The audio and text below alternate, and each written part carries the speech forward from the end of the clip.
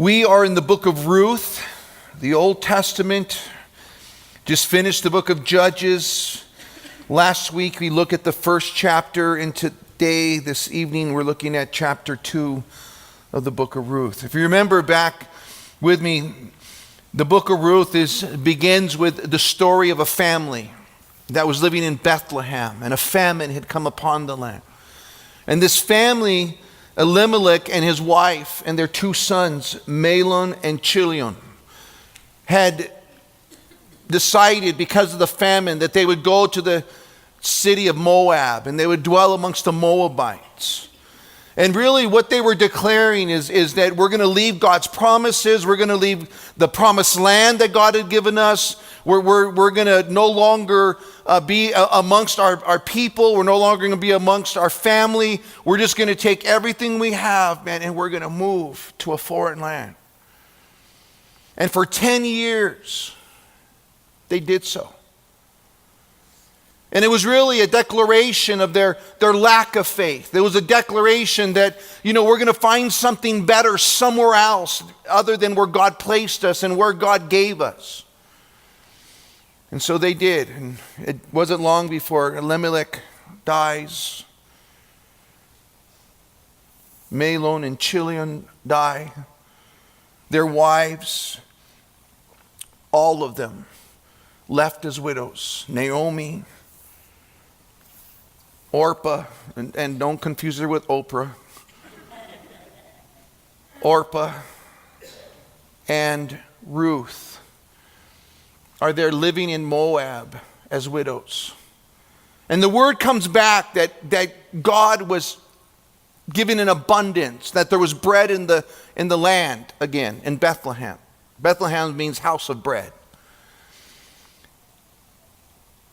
And it came to the point where God's blessing began to be poured out. Now, if you remember, this account is taking place in the time of Judges. Judges was a time when the nation of Israel had veered from God. They had, it tells us about Judges, in that time of Judges, is that everyone was doing what was right in their own eyes. There wasn't a king in the land. Everyone just like, whatever feels good, whatever we want to do. We're not going to obey God's law and God's command. And as a result of it, they were experiencing God's discipline. But now there was bread in the land, and Naomi decides, you know what, I need to go home. I need to go to the place where my God is worshipped. I need to go back into the land of bread again and embrace my heritage, my people, my God. And she's departing. She tells the two girls, she says, you know what? I'm gonna go back home. Why don't you girls go back to your families? You can remarry. You can go and live your life. You can worship your gods again. You can go and do everything that you used to do, and everything will be fine. I don't hold you to anything. And she just releases them. And they both wept, and they fell in love with Naomi. Neither one of them wanted to leave, but Orpah finally is convinced, and she returns to her family, and Ruth is left there. And Ruth, as she's there, she's saying, I'm not leaving. And Naomi's, pleading with her, just go back. I can't provide anything for you. And I'm going to take you back to the land. And I'm not going to be able to provide you a husband. You're going to be a stranger, a foreigner in the land. And really, you're going to live a horrible life. Just go back.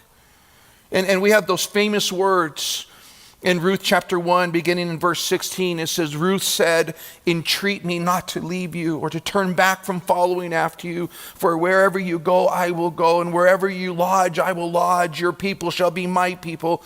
And your God, my God. Where you die, I will die. And there I will be buried. The Lord do so to me. Do so to me, and more also, if anything but death parts you and me. Think about just the devotion that Ruth has to Naomi. But I don't think it was just to Naomi. I think it was that Ruth was introduced to Naomi's God. When Naomi said, go back and worship your gods, and I think that's where Ruth just said, I don't want to worship those gods. I want to worship the living God, the true God. the creator of heaven and earth. And at that point, she goes, I'm not going back. And she had to come to terms that she might never marry. She might never bear children, that she would be an outcast in the land that she was about to return to, that she would be poor, that she would not be accepted, that her whole life as a foreigner would be one of great difficulty. But Ruth decided that it was worth it. It was worth it. And I think here, guys, is the whole picture is that Ruth, by faith, is going to follow the God that she had come to know, that she had a relationship with, and it didn't matter what the cost was. And I think what a lesson for all of us, just to think about, I think oftentimes we get to put our eyes on the situation and our circumstances. We go like, maybe it's better somewhere else, or doing something, and maybe worshiping God isn't the right answer, and so I'll go do something. And we have that tendency to wander. But coming to the terms that, there's nowhere else better to go. There's nothing else that would ever gratify me or satisfy me. I like the psalmist in Psalm 84:10. He says, "For a day in your courts is better than 1,000.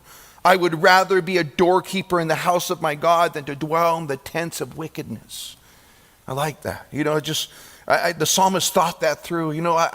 Being one day in God's courts would be better than 1,000 days somewhere else. And then the psalm, Proverbs, the book of Proverbs 15:16, it says this: "Better is a little with the fear of the Lord than great treasures with trouble." Man, and that's exactly what happened. They thought they were going to find relief, but Elimelech dies. The boys die. And Naomi at this point is just like, man, God, punishing me, leaving him and leaving my land, and God's punishing me. I'm just going to return back there, and she comes back with Ruth now, and as they're there,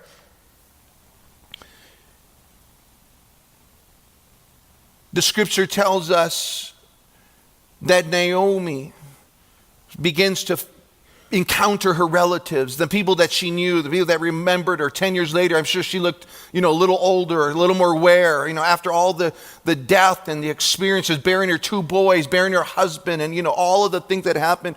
And they come back and, there's Naomi. And Naomi says, "Don't call me Naomi. Don't call me pleasant. Call me Mara." Bitter. That's what Mara means. Bitter. Because God's dealt bitterly with me. What a picture. And as we move into the second chapter, and I think it's an incredible passage, because everything on display is Ruth's faith and God's providence. Ruth's faith. Here's a foreign woman, what we would refer to as a pagan, a Gentile. And yet she's going to display an incredible amount of faith in God. Notice, we'll just read the first few verses there in chapter 2. "There was a relative of Naomi's husband, a man of great wealth, the family of Elimelech. His name was Boaz. So Ruth the Moabite said to Naomi, 'Please let me go to the field and glean heads of grain after him in whose sight that I may find favor.'" Now, it's interesting. We're introduced to Boaz. Really, Ruth has no idea who Boaz is at this point. Ruth is clueless to whose land, who owns what land, what the rules of the land are. And we're just kind of given this introduction to this man by the name of Boaz.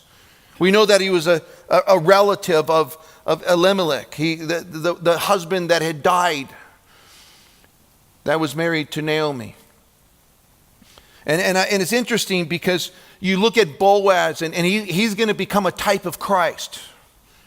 See, in the Old Testament, there's a lot of pictures given to us. And a lot of those pictures are kind of a foreshadow, or just kind of a type for us to see what Jesus is and who Jesus is. And so Boaz, as we're going in, we'll get into it in greater detail in chapter 3 and chapter 4, because we're going to look at this kinsman redeemer and what his role was and what he came to accomplish. And Boaz means strength. He was a man of great wealth. That's what we're told there in verse 1, that he was a man who had great substance, and he had great influence, and he owns a lot of property, and a lot of the land that was being reaped at this point was owned by Boaz. And Ruth is coming to Naomi, and all she's declaring is, look, let me do something. I can't just sit here. We got a place to live, but we don't have substance. And her desire was to go and to be an asset, to push on doors, see what God will do, see what favor that would come to her. Now, it is interesting that those two verses kind of opening up this chapter kind of give us, I think, a real picture, because at this point we know nothing about Boaz other than he was related to Naomi through marriage. But what we do know is that he's a relative, and only a relative would be able to redeem. Redemption had to be someone who was in line to do so. It would be the responsibility of a brother, or it'd be the responsibility of the next of kin down the line, first cousin, second cousin. They had the opportunity to come in and to rescue the family of Elimelech, so that the name would stay in Israel. It wouldn't be a name that would disappear. And so Boaz, the kinsman redeemer, is now brought to our attention. It's interesting that picture of Jesus is given to us. That in order for Jesus to redeem us, he had to become one of us. He became our kinsman redeemer. He had to be like us. He had to come and dwell amongst us. It tells us in the book of Hebrews chapter 2, and the book of Hebrews was writing to the Jewish people so that they would comprehend that Jesus fulfilled that role. In Hebrews 2:17 it says this: therefore in all things he had to be made like his brethren, that he might be a merciful and a faithful high priest in things pertaining to God, to make propitiation for the sins of the people. The idea of propitiation is that you're in debt and you couldn't pay the debt that you were in, and so someone came and paid the debt for you. That's what the Redeemer does. And here Boaz is going to take that picture for us, as Jesus made himself, God made Jesus like one of us, so that he can fulfill that role of a redeemer, the kinsman redeemer, the one who's part of our kin. He became one of us, like us, so that he can make the payment for us. Now, it's there in Hebrews chapter 7 in the 26th verse, it says, and such a high priest was fitting for us, who is holy and harmless and undefiled and separate from sinners, and has become higher than the heavens. And one of the things that the writer of Hebrews declares, it says, look, even though Jesus became like us, man, he was without sin. He was the one who was capable and able, deserving. And what's amazing as you look at this whole picture, man, is that Boaz is going to be the one who shows grace and mercy to Naomi, to Ruth, and to the family of Elimelech who had already passed. It's an incredible picture. Notice that there in verse 2 and 3 where he just reminds us, Ruth comes, he says, let me go into the field and glean in the heads of grain after him, and whose sight I may find favor. And Naomi says, go, my daughter. And she left, and she went and she gleaned in the field after the reapers, and she happened to come to the part of the field belonging to Boaz, who was of the family of Elimelech. I love how the scripture just says it. He just it just happened. Here was this young foreign girl who just happens to go to the right field to start to glean. And you know, one of the things I'm convinced of, that there is no such thing as happenstances. It wasn't a coincidence. It wasn't a chance. It wasn't just like, oh, look what happened. You see, God is on the throne, and he's guiding her to that position, to that place where she's now gleaning in Boaz's field. It was a God thing. He brought her there. And it's almost like the writer is going, let me tell you what just happened by accident. And one of the things that Ruth comes to discover is that God had certain rules, certain regulations that the children of Israel were to abide by. There was the law of gleaning. And the law of gleaning was simply this. It was part of the Mosaic law. You can find it in the book of Leviticus, in the book of Deuteronomy. Leviticus 19:9 says this: when you reap the harvest of your land, you shall not wholly reap the corners of your field, nor shall you gather the gleaning of the harvest. You shall not glean your vineyard, nor shall you gather every grape of the vineyard. You shall leave them for the poor and the stranger. I am the Lord your God. You see, God had put a provision that if someone was poor, or someone was a widow, or someone was a stranger in the land, and they had no way to eat, they had no way to survive, you were to leave a corner of your field so that they would go and gather enough food to survive for the day, for their family or for themselves. And I love the way God designed it. You know, God didn't say go and gather it for them and then hand them a bag so that they can go and just have enough for them to eat. God says, you know what, they're going to go and they're going to labor in order to obtain the food that they're going to have for the day. And that's a good practice. It's a good practice because it's not a handout. They were trying to give them a hand up, not a handout.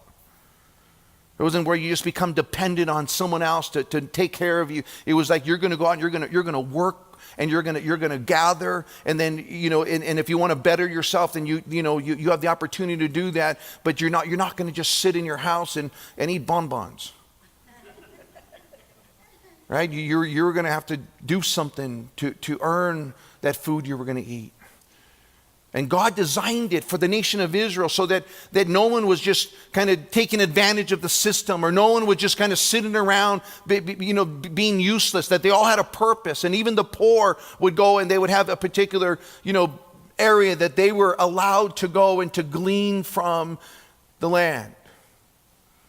I think it's a beautiful design that, God would put it into his law. In the book of Deuteronomy 24:19, it says, when you reap your harvest in the field and forget a sheaf in the field, you shall not go back to get it. It shall be for the stranger, for the fatherless, and for the widow, that the Lord your God may bless you in all the work of your hands. And this is what's cool. God's saying, look, you do what I've asked you to do, and I'll bless you. I think there's something to that, guys. It's God's wanting us to be generous to those in need, to those that are hurting, to those that are going through the trials and tribulations of life. And God doesn't look down upon the poor or the widow or the ones that are having a difficult time. God's wanting to make sure that they have the ability to be sustained. And I think that's an incredible picture, because God wasn't just saying that was his heart. He wanted that to be the heart of his people. When you leave a sheaf in the field, leave it there. Let the poor, the widow come and get it, and let them have some food so that they can be sustained. And I'll bless you. I'll bless you beyond measure. I'll just continue to have my hand upon you. And it was God's way of providing for the needy and for the poor and the widow. And, I love how the King James says it. It says that there in verse 3, it says, she went, she came, she gleaned in the field after the reapers, and her hap was the light on the part of the field of belonging to Boaz. Her hap. Like, it just happened. And there she was. There in Boaz's land, reaping. Think about, faith isn't just saying, I believe in God and, God's going to take care of me. No, Ruth was displaying faith by saying, you know what, I'm going to go out, I'm going to go do something, and I'm going to go see what God will do. I think it's not a faith when you just, sit around and say, I'm just going to wait here for God to do something. Maybe he'll drop some barley on me. It's not faith. That's presumption. Faith is, I'm going to go and I'm going to go push on some doors. I'm going to go see what God will do. And Ruth displaying faith. Let me go and glean somewhere. Let me just go walk. And God's guiding her right to Boaz's land. And then look at verse 4. And behold, Boaz came from Bethlehem and said to the reapers, the Lord be with you. And they said to him, the Lord bless you. I mean, that would have been a great work environment, huh? Just everyone's walking around, hey, the Lord bless you. And Boaz just happens to show up that day that Ruth's there. He was the owner of all the land. He was the wealthy guy. He wasn't on the fields reaping with anybody. He was just kind of, riding his horse, kind of cruising around. And he comes up to us. And what a picture. Boaz is concerned about his labors. The Lord bless you guys. And they go, oh, the Lord bless you too, Boaz. Can you imagine if you were to be able to show up to work tomorrow and just go to the boss and say, the Lord bless you. And then the boss turns around and goes, hey, bless you too, Maranatha. Come, Lord Jesus. Right? And you guys just having this great conversation about the Lord. I mean, what a great work environment. I think it tells us something that even in the days of Judges, there were those who were faithful. God always has his remnant of people. No matter how dark the days are, there's always a remnant of people who love God and who have God at the center of their life. And Boaz seems to be that guy. Boaz is like, hey, the Lord bless you guys, the Lord bless you. There's this great exchange. And then watch this. Boaz, verse 5. And Boaz said to the servant who was in charge of the reapers, who's that young chick over there? No, he didn't say that. He says, whose young woman is this? Now, I'm just going to make an assumption here. I think Ruth was a looker. He got attention of Boaz right away. He goes, who's that gal over there reaping? Now, it's interesting that God, we're going to find that Ruth had taken a break, that Ruth just happens to be there the day that the boss shows up, that she just happened to go into his field. And you look at all of these things and you realize, you know what? God was the one orchestrating the whole event. Because God saw the faith of Ruth. Because God saw that Ruth was willing to leave everything she possessed and everything she knew, her own mom, her own dad, her own family, her own God. She was willing to leave everything to go and worship the God of Israel. And God sees that. And he orchestrates this encounter. You just kind of look at it as like, oh, that's an interesting how all that happened. No, it was God.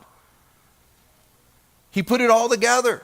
And then check this out.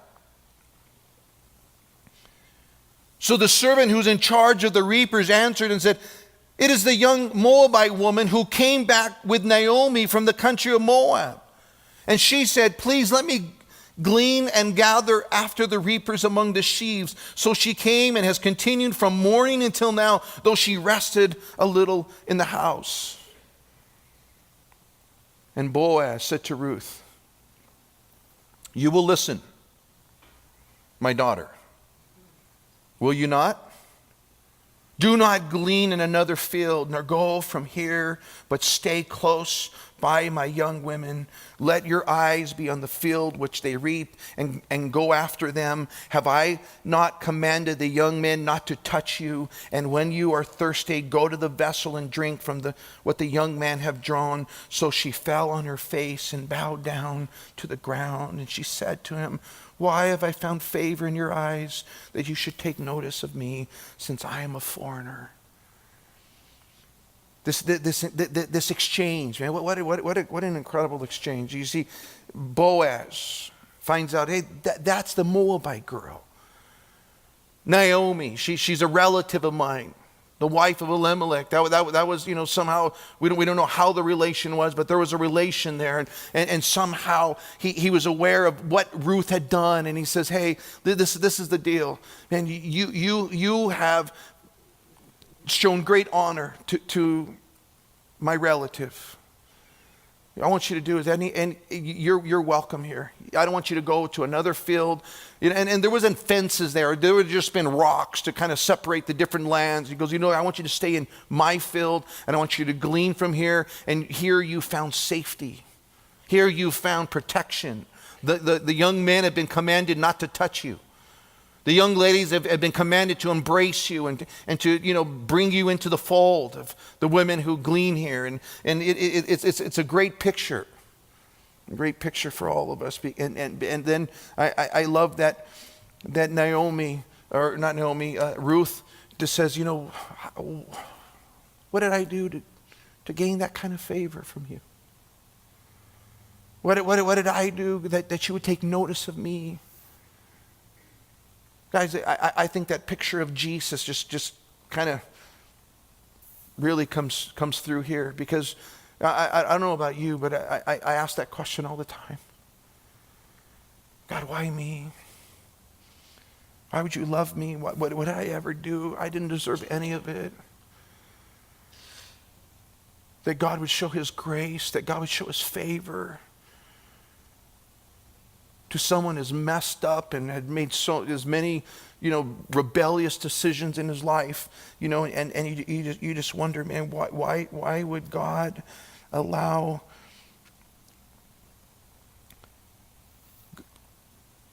us to be part of his kingdom? You ever ask yourself that? Why me, God? I blew it over and over again. I failed you time and time again. And yet here I am, one of your children. And guys, it's nothing short of the grace of God. It's nothing any of us can do to earn. It's nothing, no favor, no amount of works or amount of good deeds or the amount of, I think there's this mindset that, if you just live your life and somehow when it's all over, if my good outweighs my bad, that somehow I'm going to get into heaven. You're going to hell if that's how you think you're getting to heaven. You see, you get to heaven by God's grace and by the payment that he made on your behalf by sending his son Jesus to die. It tells us in the book of Romans 5:8, it says, but God demonstrated his own love toward us in that while we were still sinners, Christ died for us. When you were still a sinner, he died for you. And much like Ruth, we're the Gentiles. We're the idol worshipers. That's our ancestry. That's who we are. That's where we come from. And it tells us in the book of Ephesians. I love this passage. We all know Ephesians 8. For by grace you've been saved through faith, not of works, not of yourself, lest any man should boast. There in verse 11, it says this. Therefore, remember that you were once Gentiles in the flesh. You were called uncircumcision, which is called the circumcision made in the flesh by hands. That at that time you were without Christ. You're aliens from the commonwealth of Israel. You were foreigners from the commonwealth of Israel. You were strangers from the covenant of promise, having no hope, and you were without God in the world. But now in Christ Jesus, you who were once afar off have been brought near by the blood of Christ, for he himself is our peace, who has made both one and has broken down the middle wall of separation. Man, what a picture. God going, look, I just tore down the barrier for Gentiles, for idol worshipers, for sinners, so that you can experience the grace of God. And I think Ruth had that moment, just like, I'm a nobody, I'm a foreigner, I'm a widow. Why did you show favor to me? What did I do to deserve that? And then Boaz answers her, and I love his answer. Look at Boaz answering and said to her, it has been fully reported to me, all that you have done for your mother-in-law since the death of your husband, how you left your father and your mother in the land of your birth, and you've come to a people whom you did not know before. And then check this out. The Lord repay your work, and a full reward be given to you by the Lord God of Israel, under whose wings you have come for refuge. Boaz got it.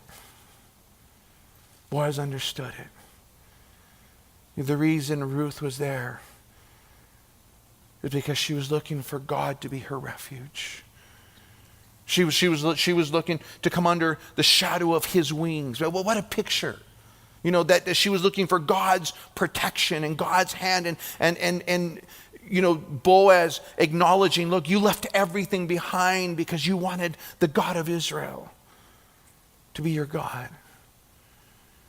And can I tell you, Christian man, when you make that decision to be a Christian, when you decided that, I'm willing to leave everything. I'll leave every relationship. I'll leave every immoral decision. I'll leave all of my addictions. I'm going to leave everything behind. I just want to come under the shadow of God's wings. I want God's hand in my life. I want his protection. That God acknowledges that. And then he will begin this process of working in your life and making you the man and the woman that he wants you to be.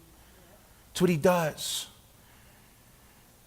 It doesn't matter what you did back there. God's saying, we start new now. And what an amazing picture for us, because, man, you realize that God can do that with anybody. With anybody. Doesn't matter. He'll do it for anybody. Even a Moabite pagan that's willing to say, God, I'll follow you to the ends of the earth. Don't matter. That you can find peace, you can find refuge, you can find forgiveness, you can find favor under his wings. And Boaz, it's interesting. Look at verse 13.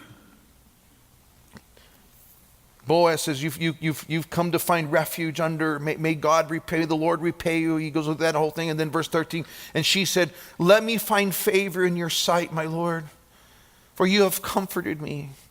You have spoken kindly to your maidservant, though I am not like one of your maidservants. And Boaz said to her at mealtime. Now, it's really cool because, Boaz is taking notice of her. He's kind of showing favor to her, and then he asked her to dinner. Just, this guy moves fast. He says, Boaz said to her at mealtime, come here and eat of the bread and dip your piece of bread into the vinegar. So she ate beside the reapers, and he passed parched grain to her, and she ate and was satisfied and kept some back. And when she rose up to glean, Boaz commanded his young men, saying, let her glean even more, even among the sheaves, and do not reproach her. Also let grain from the bundles fall purposely for her. Leave it that she may glean, and do not rebuke her. He's hitting on her now. You leave a little extra grain for the chick, you know that. You know, it's quite a picture, because think about this, man. Isn't that what God does for us? He gives us way more than we deserve. He goes above and beyond the call of duty. He doesn't just satisfy you. You know, I get, you know, so just I'm just like, God, I don't deserve any of it. You blow my mind. That I get to. Not only do I get to go to heaven, but I get to live this life knowing you and following you and serving you. And I don't get any of it. None of it makes sense, other than God and His great love and His amazing grace is bestowed upon us. He just kind of leaves kind of a little extra grain out there. He says, "Here, you know, put it in your sack." And you know, I think Ruth at this point, Ruth is just there, you know, kind of filling up her sack. She don't even know what's going on. It's like, man, this is easy work. The guys are there just throwing a little extra out there and going, man, I can't believe how much I'm gathering together here. She gleaned in the field until evening. She beat out what she had gleaned, and it was about an ephah of barley. That was about a week's worth of food. Guys, that was like, she brought home the mother load. Right? She you know, I don't even know how she carried it home. But she brought home an ephah of barley. She took it up and went into the city, and her mother-in-law saw that what she had gleaned. So she brought out and gave her what she had kept back after she had been satisfied. You know, she ate at the table and she had a little bit left, and she put it in a little, you know, little to-go bag. Took it back to Naomi, and she goes, you know, not only do I got this big sack, you know, throws it on the table, and then she goes, you know, I got a little extra food for you, Naomi. And Naomi's like, what? I mean, that was gourmet cooked, the stuff there. And she feeds Naomi with it, and then look at Naomi's response. And here's what I love about this picture, guys. It's the faith of Ruth that's now going to have an impact upon the faith of Naomi. Remember Naomi? She was negative Nelly. She was like, you know, just God hates me. You want to go weep? Go reap whatever you want. I don't care. I mean, she had given up. You know, God doesn't even like me anymore. I'm bitter. I'm useless. That was Naomi's attitude. But watch this. And her mother-in-law said to her in verse 19, "Where have you gleaned today? And where did you work? Blessed be the one who took notice of you." Now, you know, the first time she talked any kind of blessing.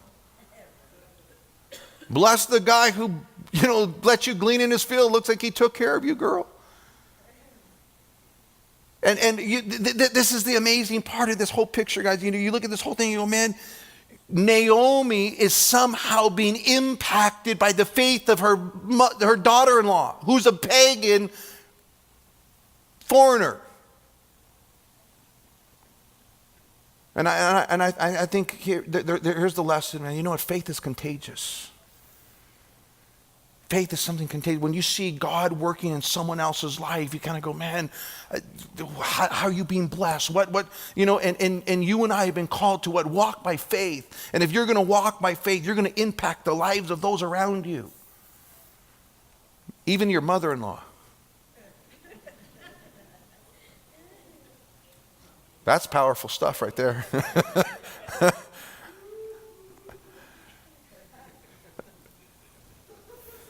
I'm going to stop right there. Let's keep moving.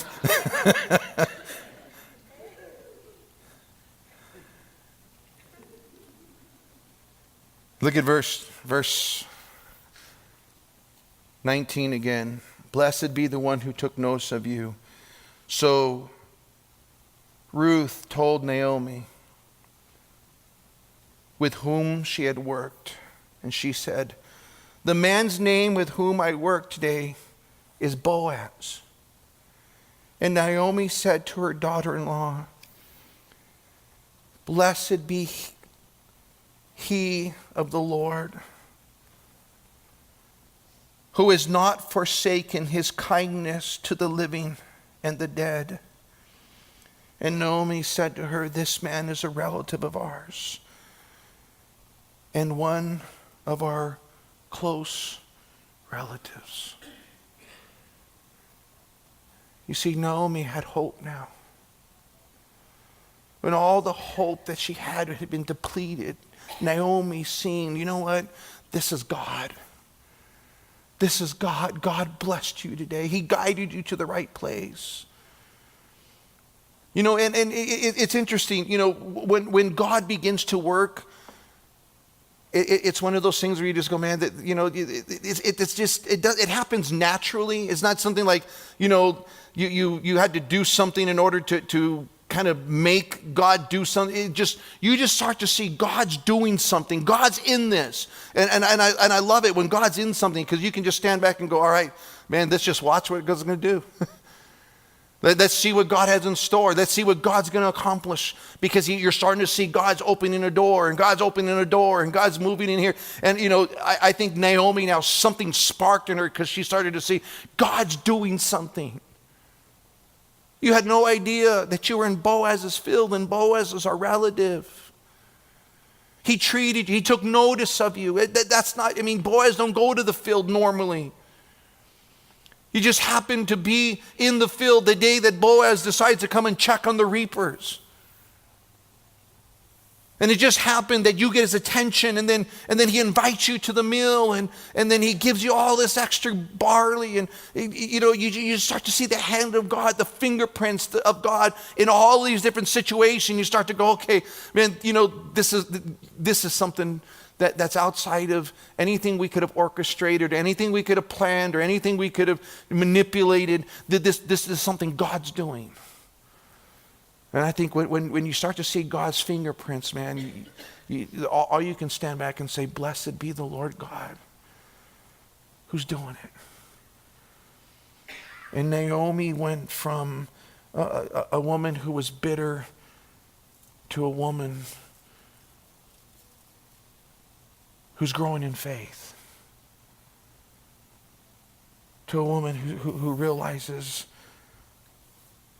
God has not forsaken his kindness to the living, to the dead. And guys, I'll tell you, man, our world is desperate need to see that kind of faith being displayed. Your own family, your own husband, your own wife, your own children, your mother-in-law, your father-in-law, your mom, your dad. I mean, you know, when people start to see the hand of God, the fingerprints of God working in someone's life, they start to go, man, God is working. There is a God. He does care. He does love. I mean, I remember the story when I first got saved. It was you know, just knowing God had, you know, rescued me from the drugs and the alcohol and just the party life, and, you know, and just heading down that path where, you know, it wasn't going to end good. I know it wasn't going to end good. And then I get saved, and then I just like, man, I want God to work. I want God to move in my life, and I want to know him. And I remember just opening my Bible. I'd be up till 2, 3 in the morning. Just, I got to know God. I want to know who he is. And then after, you know, some time, I just had this desire to go to Bible college. And I just want to study more. I want to know. And then God puts a call in my life. I'm in Southern California, and God puts a burden for Belen, New Mexico. That's crazy. You know, like, well, I had no desire. I hated Belen. Just straight out, because you see, here was the deal. We mom and dad would bring us to visit grandma and grandpa and cousins and aunts and uncles, you know, on Christmas time, or, you know, once a year we'd come out and make the long. And I was in LA, where everything was happening. And I come to Belen, I'm like, what in the world do you do here? And then, just like, okay, when you start getting a little bit older, I don't want to go visit. I love my family from afar. And then all of a sudden, God starts to say, you're moving. And I remember going to my dad and saying, Dad, God's calling me to Belen. I'm going to go. And he goes, what are you going to go there for? There's no work. How are you going to feed your family? We just had my little baby girl. And we had moved here, and we'd been here for 4 years, and 5 years, 6 years, somewhere in there. And my mom and dad eventually moved back to Belen. And God was already beginning this work that he was doing. And people were getting saved, and the church was growing. And I remember this conversation with my dad. My dad comes up to me and he goes, I know this is the Lord. I said, you think, Dad? He goes, yeah, it has to be the Lord because I know you. This couldn't be you. This has got to be God. I think my dad's faith just kind of got affected. Because when you start to walk by faith, that other people start to go, man, that's got to be God. I know you. And I think that's exactly what Naomi experienced. This has got to be the Lord. He guided you to Boaz. He gave you an extra amount of food. He's supplying our need. And then if all of that weren't enough, he's a close relative of ours. There's some favor here. And let me tell you something, man. If you don't know God, if you don't know who he is, you're missing out. You're missing out. Because he is so gracious and so kind and so forgiving, and he does abundantly above what you could ever imagine if you would just forsake everything and follow after him. He'll blow your mind. And Naomi finally comes out of this state she was in. She's blessed the Lord God who's shown favor and kindness. And then there in verse 21, and Ruth the Moabite said, he also said to me, if that wasn't enough, he also said to me, you shall stay close by my young men until they finished all their harvest. And Naomi said to Ruth, her daughter-in-law, it is good, my daughter, that you go out with the young women, and that people do not meet you in any other field. So she stayed close by the young women of Boaz to glean until the end of the barley harvest and the wheat harvest, and she dwelt with her mother-in-law. Man, what a picture. Now that would have been, it was at the beginning of the barley harvest all the way to the wheat harvest. So it would have been about a 4 or 5 month period as one harvest would be completed. Now they would have about a month break, and then they would begin to reap the wheat harvest. And she's there after the barley's done. She's there reaping the wheat harvest. And she had stood there for many months, 4 or 5 months there in Boaz's field, just reaping. And here's a young, and we would make, I think, a very educated decision here that she was a beautiful young lady, that she was a young girl, and she was there amongst all the other workers and all the other laborers, and she wasn't out trying to make any kind of a relationship with another guy. She was just, I'm going to be loyal and faithful to my mother-in-law, and I'm going to do what God has called me to do. And she had this faith and this loyalty and this determination that she was going to live a life that was separated for God. Right? And I think it's interesting that it's noted that there's, this wasn't just, just some 1 day thing or 1 month thing or 2 month thing, that this had become a pattern for her life. This had become something that had happened through 2 different harvest times, and she had been there working and laboring and staying with her mother-in-law the whole time, because her heart wasn't for herself. Her heart was for God, and then she was going to fulfill her obligation to be faithful and loyal to her mother-in-law. And what a picture, man, because, I think that's what happens when you come under his wings, man. You start to realize, man, obeying him is greater reward than anything this world can offer me, any success, any pleasure, and any amount of fun that I could be having. Man, I would rather be in a life of obedience, and a life of surrender, and a life where God can honor and God can bless it.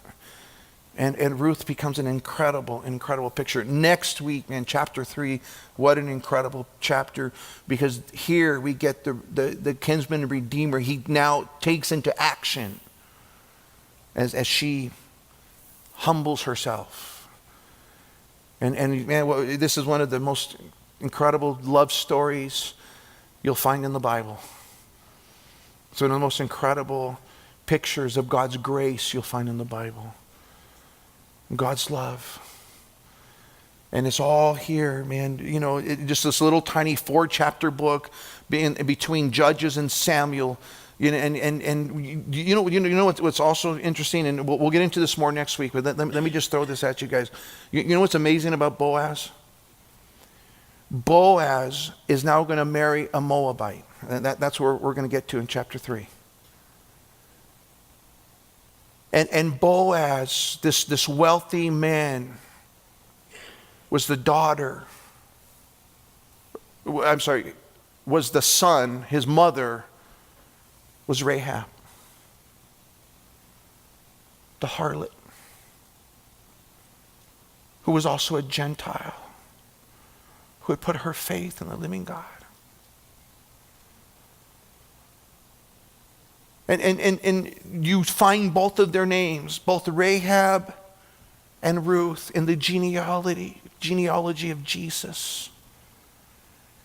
And I think the whole picture that God had a plan even for these girls that had nothing to do with Israel or with God. One of them was just a prostitute. One was just, she had sold her body just to make a living.